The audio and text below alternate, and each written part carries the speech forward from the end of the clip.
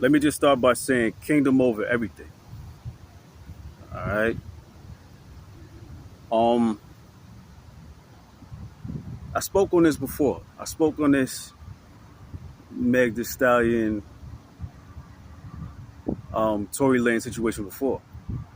You know, I think it was like it was cold outside when I made that last video about it. But he was sentenced to 10 years, right? But realistically, he's not going to do the whole 10 years. He'll probably do maybe three, 3.5. He'll be home before we realize it. The 10 years is just the full extent of uh, his charge, his sentence. That's the max he could get for what he did. Um, well, I won't even say the max, but that's the full extent of what the prosecution settled for. But of course, y'all know I look at everything spiritually first, so let's get into it. From a spiritual standpoint, right? He comes from the teachings of righteousness, right? His father is a well-known preacher in Canada. I don't know his name at the moment. This is just a lunchtime post video, whatever have you. Um, and he comes from a spiritual background. So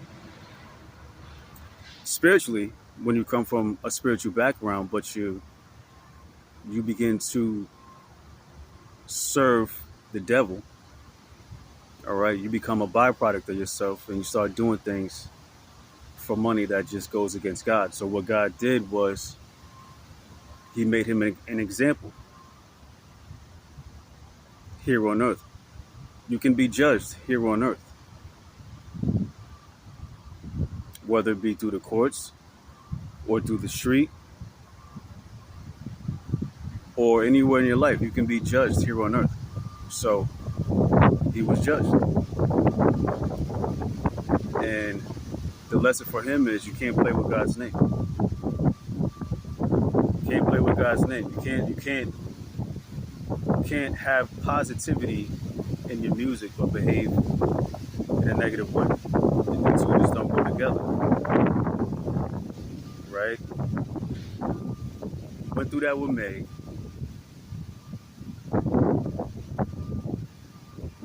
You put your hands on August Alsina, basically for no reason because you're trying to break tough.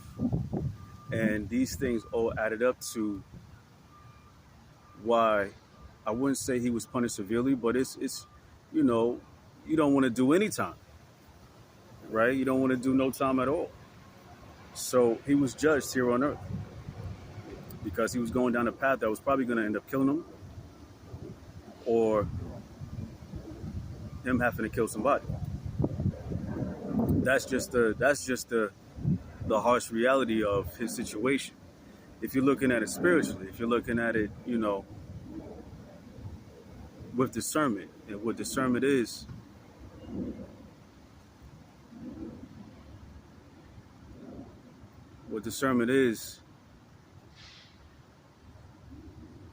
okay. If y'all can see, excuse me on that because my phone started glitching a little bit. But if you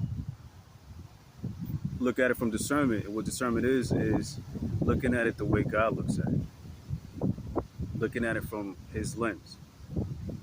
So, if you're looking at it from those points, then you can see that he was headed down a path that was just it was gonna end really bad for him.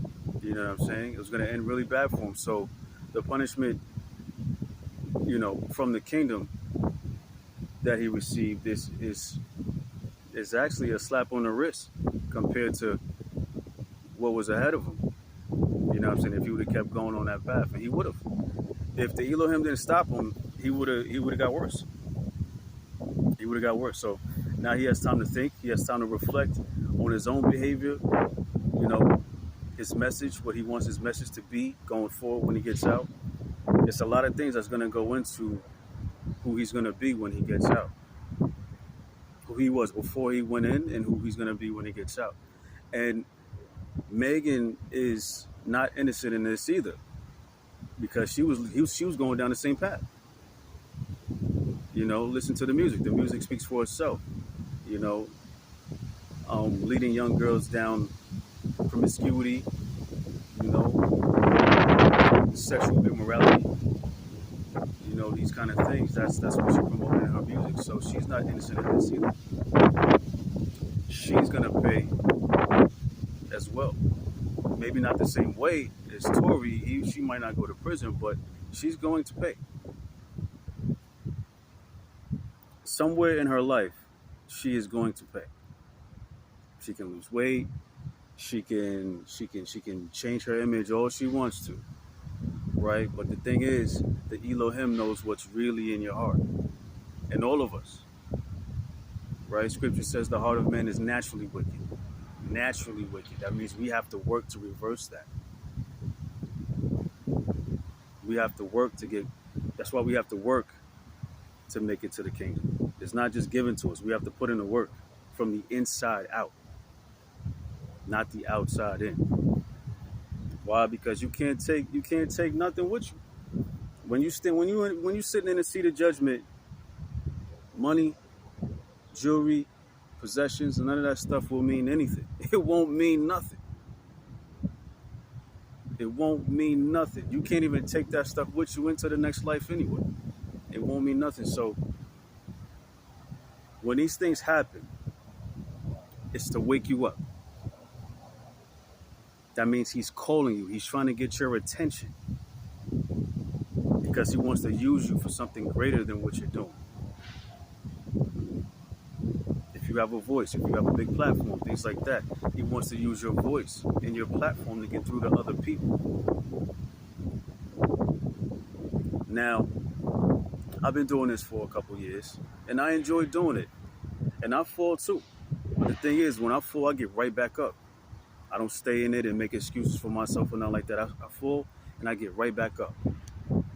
And it's hard. It's hard, man. It is hard. That's why this is the road less chosen. This is the road less taken. You know why? Because it's the hardest road. It's the most difficult road. Sacrifice, dedication, right? Mental fortitude. Everything that the world distracts you from. Loose women, loose men. All the things that this world throws at you to keep you distracted from the kingdom, from reading scripture, from reading the Bible.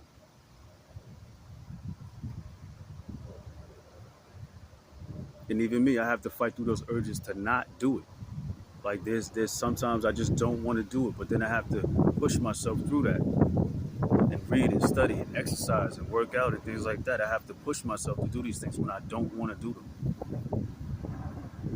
Like today, I did not feel like coming out here to exercise, but I came out here anyway because I know that it's going to benefit me more later on. Just stay consistent. That's what I tell myself every day. Just stay consistent in everything you're doing. Just stay consistent. Now, I'm not on here every day because I don't believe in coming on here every day to talk like this, because this is the heaviest kind of conversation you could ever have. So when my spirit moves me to talk about something, I talk.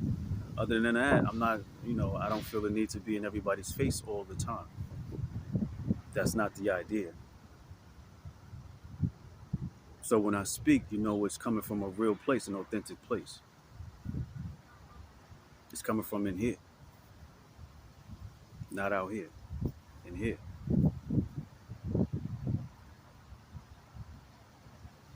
So I hope that